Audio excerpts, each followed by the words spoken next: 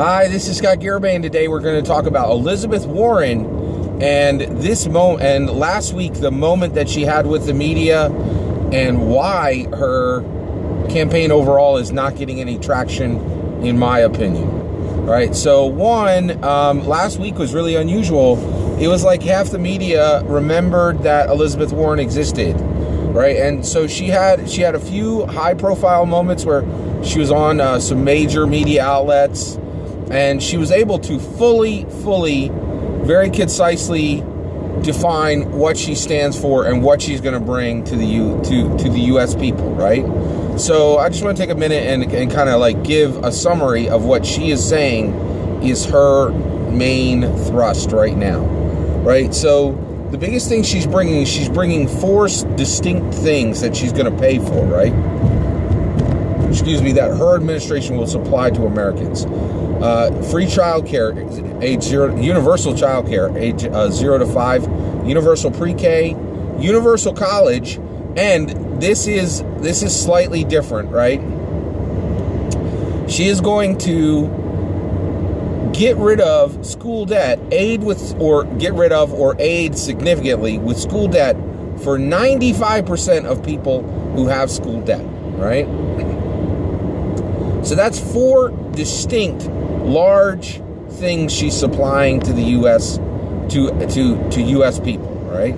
Now, I'm going to stop right there with the policy and just kind of break down why I think these don't help with some people. So one, I really think this, child care 0 to 5, pre-K,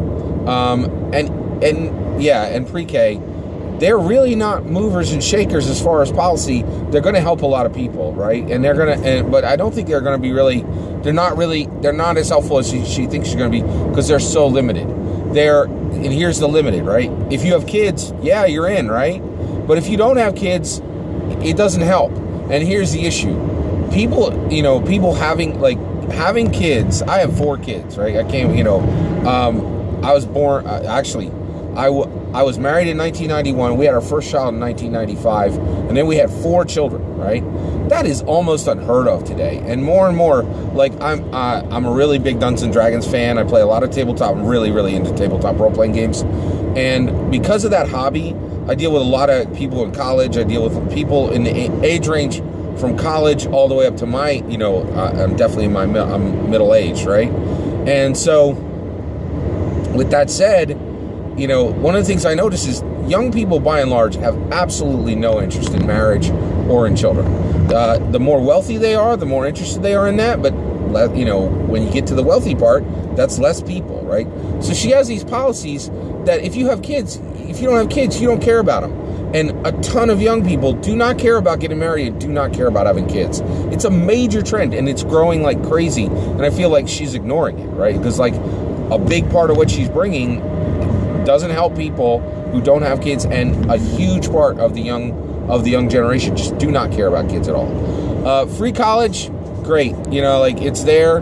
Here's the problem with it: it's already on the Democrat playbook. You don't get any points for it because there's not a single Democrat that isn't offering it, right, in one way or another, right? So I really feel like that is not a mover or a shaker idea. The student loan debt, right? To helping people with the student loan debt, I feel like this is a non-starter too, and the reason why is that 95%. Many people are going to go, am I the 5% who's not going to get it? Why is that there, right? People like simple, and I know she wanted, and she's very truthful, right? And she's she is really strong on policy.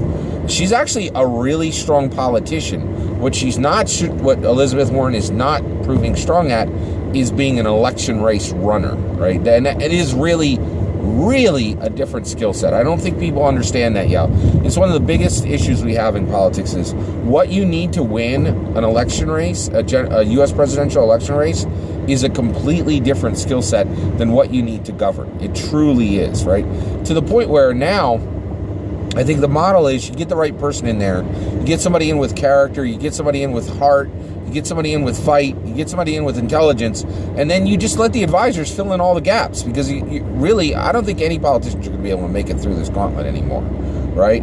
So I think Elizabeth Warren has some major policy problems with with what she's offering, right? Like, there's no real stunner winners in there. The other thing is, the last two is all college based, right? Like, what about blue collar? What about small business and things like that, right? It's so limited. If you're not going to college, you don't care. If you don't have children, you don't care, right? She's giving so many people reasons to opt out and not engage with what she's offering, right? And so and I am making this video because I feel bad for her. One of Trevor Noah's correspondents did this really funny post, and it explained how, like, here's Elizabeth Warren giving a fully fleshed, fully formed, fully thought out policy idea, and the entire media is going meh, and then Pete Buttigieg comes along and says, hey everybody, it's Pete, and the media's falling all over himself. And I thought, yeah, that's pretty accurate, right? It's very, and I could definitely understand where this would be incredibly frustrating for Elizabeth Warren, right? So she has this issue with her policies. Now, before I leave her policies, she's got another one we got to talk about, and that is she's going to pay for all of this by taxing the 75 wealthiest families in America. The 75 largest forms of, essentially 75 wealthiest families in America. She's going to charge them 2% on every dollar over 50 million, right? And this is such a great, like, on the surface, this is a bad idea, but on the surface it looks right? Like, you could tell she is, like, so enamored with this idea, because she's like, hey everybody, logically this makes sense, right? Even the wealthy, I'm not going to hurt them. I'm only going to take 2% off of every dollar over 50 million. And you can tell she really believes in this policy plan she has, and it's fully thought out, and it's fully, like, it really is, like, it's very well crafted, right? And I can absolutely sympathize with her. Like, why isn't this getting traction with people, right? So here's one of the things I do think why it isn't. Another reason why I think this isn't why Elizabeth Warren's policies, as presented, are not getting traction with the American people, right? So everybody would think that this would be reasonable to say, I'm going to take $2 cents off of every dollar over 50 million. And what she's trying to communicate is, like, this isn't going to impact you, right? But what I think every politician doesn't understand is 99 out of 100 Americans, they believe they're going to be rich at some point. Like, that's what makes you an American, right? Like, everybody's like, either I'm going to make it to the top of this ladder myself, or I'm going to win the lottery, or one of my children is going to become rich, or one of my friends is going to become rich. And so at some point in my life, I'm going to be balling out, right? I'm just one lottery ticket away, or 10, 15 years of hard work away, but I'm going to be rich, right? And so I can't believe, how strongly the Democrats don't understand this principle. Like, and here's the other, so there's two issues. One, if you're coming at money and you're coming at wealth, you're really coming at every American, because every American, 99 out of 100 Americans, really believe that at some point in their life they're going to be rich, right? And so that if you're coming for wealth, you're coming for them or somebody they know who has wealth, right? Even though the vast majority of Americans don't have wealth, and very well may never be adjacent to wealth, right? They believe, they have that hope. And so when you attack wealth, you attack American hope, right? And I can't believe how many Democrats don't understand this principle. The other one is, the Democrats, far more than Republicans, have been for 30 years been saying, and actually even I would say 30 years, been saying we need to abandon the language of other, right? We can't take a group of people and say this group of people is other. We can treat them badly. We can target them. They're a free target, right? We can put a bullseye on them, right? And we can go to town because this group is bad, right? And we've been trying to get rid of this, and we've been saying, don't take one identity, one attribute of somebody's identity, and make that all about them, and then make them a free target, right? And so basically, just for large numbers of groups, the Democrats have come in and said, hey, no one gets to call you other anymore. No one gets to put you down. No one gets to put a bullseye on you. No one gets to treat you as a free target. But here we are, right, with the wealthy, right? And the Democrats are saying, no, wealthy are still a free target. That we all get to put a bullseye on them, and we all get to tear them down, right? Literally and figuratively, as far as tearing down their wealth piles, right? So and the issue with this is, if you're really going to abandon other speech, right? If you're going to say we don't get to put a bullseye on people, we don't get to treat people as free targets, right? The wealthy can't be excluded from that, right? And here's the issue: there absolutely are people who are wealthy who have gotten there in ways that are not right, right? But there are wealthy who have done it the right way and have built those wealth piles, built those wealth empires through the right processes. And when you put that bullseye on them, when you treat them as a free target, the way I would say Elizabeth Warren is, and the way Bernie Sanders are, you're saying they're still other, right? Now, in my opinion, I want to be super clear about this. There are groups who are still other, right? There are groups that absolutely can be a free target and can be a free bullseye. They're incredibly rare. The only one I can really think of, right, is people who harm children. Like across the board, in society and, in politics, in culture and society, absolutely no one defends people who harm children, right? That is a legit other group, right? But that's it. Like if one of the reasons why they are a free target and why a bullseye can be put on them is they are in a situation where, what they're doing is completely unjustifiable, right? And those people are making choices which are repugnant, right? But that's not the case with the wealthy, right? The wealthy, there are some people in that group who have done it the right way. And so for them to be lumped in and for the wealthy to be included as an other group is just wrong, right? And so, like, as a society, we do have other groups. Essentially, they're criminals, right? If you clearly are doing crime, right? You actually the worst crimes, right? Like I said, like the only other groups that really there's a societal and a cultural agreement on is people who harm children. Like, there are no defenders of those people, right? There's nobody, right? But the wealthy still have defenders, and the wealthy absolutely have noble members. There are noble members in that group. That's the point. If there are noble members in a group, you cannot treat them as other, right? And so because the Democrats have embraced other, have really gone hard at saying nobody gets to be, with incredibly few exceptions, nobody gets put into into the group of other. You know what I mean? Then that's the issue is, I really feel like when you listen to Elizabeth Warren, and definitely when you listen to Bernie Sanders, the wealthy are in this other group. They're being treated as other, and we've been told for 30 years we don't do this to groups, especially groups that have noble members, that have people who are in that group, not based on their own choice, but because that's where they ended up, right? And it's of no fault of their own, right? So that's a big issue for, I think, for Elizabeth Warren is that issue, right? So the other thing is Elizabeth Warren is super on the education. She's very heavy on education, right? And again, it just seems like almost every step she's trying so hard, and she should be making progress, but some of the things she's doing, like, so one, I think the education train is kind of done. I feel like people really see that we are making progress in education. These new charter schools and these cyber schools are getting some real progress. And so I think a lot of people are like, we don't really need to do a whole lot in education right now. It's not as critical as it used to be. We're actually making progress on that. So she's on an issue at a time where we've really made a ton of progress, right?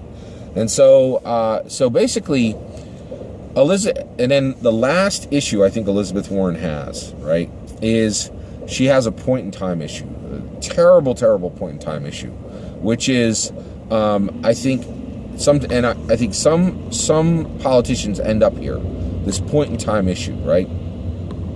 And the point in time issue is that her political and her professional profile looks so identical to Hillary, right? So Hillary lost in 2016. That put a bad taste in a lot of Democrats' mouths. They pushed really hard for her.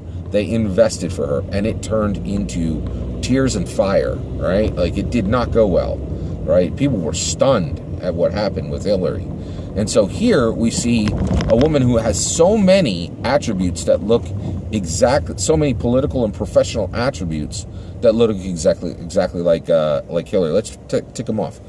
A statesperson, a noble statesperson, Hillary and Elizabeth, right? Decades of service to the government, right?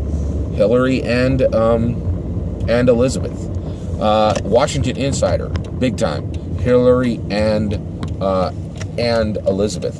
Have many of the attributes of an establishment character. Hillary and Elizabeth, right? Super driven and detail focused and really, and also a very textbook, very organized approach to policy, right? To where policy is crafted in a very careful, sustained, intelligent manner. Her and Hillary. Her professional and political profile looks identical to Hillary to many people. And so I think it's killing her. It's absolutely killing her, right? Because she's like essentially bound to this losing campaign. And when people look at her political and professional profile, right, she looks just like Hillary, right? And from a political and professional perspective. And people are like, oh boy, we just went down this road. I would really like to win, And so she has this terrible point in time issue. So what can Elizabeth do to really? So of course, yeah, okay. What can Elizabeth Warren do to actually get out of the weeds and move forward? Well, it goes back to my advice. She's got to do things that are shocking, entertaining, exciting, new, and simple, right? And so I think she really needs some moonshots. She needs some stuff that's really out there. Like, she needs to abandon this idea of the careful, staid movement forward, right? And I understand. Like, she's frustrated because she wants to do things in the right way, but she's got to disconnect her election race skill set from her governing skill set, right? And she's got to come forward, like, some of the more crazy ideas that I have, right? Mass drivers in every state that shoot our trash into the sun, right? Like that, if you come forward with that, right? With that idea, right? That's just one right off the top of my head, right? And well, actually, that's not off the top of my head. I've had that idea for a long time, right? We have this climate change issue, right? And the Democrats are saying, hey, you need to live like a peasant, right? You need to, sort all your trash like a raccoon, and you need to eat less and drive a less cool car, right? And like no American wants that, right? But if you're like, we have an infrastructure project in every single state, we're going to put all the trash and shoot it into the sun, right? Then you solve the climate change problem. You really move the earth. There's less trash on the earth, right? And you really move things forward by using technology and making an infrastructure project in every state. Elevated roads in every state. We're going to build roads on top of the roads. We don't need to get any new property rights. We don't have to use eminent domain, and we don't have to pay anybody. All we have to do is build the new elevated road, and that uses, again, it's a huge infrastructure project, and that uses our current technology, and we can move forward with these awesome things, right? So that's a good way to go, right? So I think those are good, those are simple and shocking. They're entertaining and it's exciting, right? And it's new. It's all of those things. She's got to start to embrace simple, shocking, new, entertaining, and exciting, right? And until she does that, she's going to continue to struggle. That's my opinion. Is there something about Elizabeth Warren I'm not understanding? Let me know in the comments below. What's your opinion on why her campaign isn't getting traction? Please let me know. Please consider liking and subscribing, and have a wonderful day.